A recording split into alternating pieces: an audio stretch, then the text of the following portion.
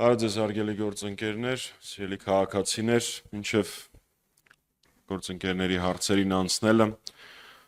պարտադիր պիտի արձանագրեմ, որ երեկ ուշ գիշերը դատարան ապօրինաբար քաղաքական ճնշումների համատեքստում երկուական ամիս կալանքի դատապարտեց բացարձակ անհիմն անտիֆեյք լրատվական ծառայության իմ նեմնի հաղորդման համահեղինակներ Նարեկ Սամսոնյանին, Վազգեն Սաղաթելյանին, իրանք արդեն իսկ գտնվում են քրեակատարողական հիմնարկում, դե գիտեք Փաշինյանական արդարադատությունը այլախոհների եւ այլակարծության հանդեպ շատ արագ է, ինչը չես կարող ասել հանցագործների հանդեպ։ Նաեւ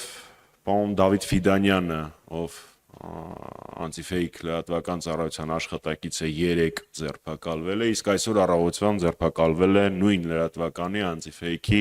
աշխատակից Իշխան Խոսրովյանը։ Ուստի այս իրադարձությունները մենք պարտավոր ենք դիտարկել երկու հարթության մեջ։ Առաջին հերթին դա այլախոհների դեմ հետապնդումներն են ուժային, իրավական, դատական համակարգի օգտագործմամբ, ինչը նոր չի Փաշինյանի պարագայում, եւ երկրորդ, որը նույնպես այդքան էլ նոր չի, դա լրատվականների ԶԼՄ-ների նկատմամբ հետապնդումներն ու ճնշումներն են, որովհետեւ ինչպես գիտեք,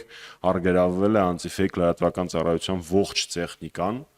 կամերայից մինչև շտատիվ, մինչև համակարգիչներ եւ այլն, այսինքն նպատակը ոչ միայն անձամբ Վազգենին եւ Նարեկին լրացնելն էր, այլ նաեւ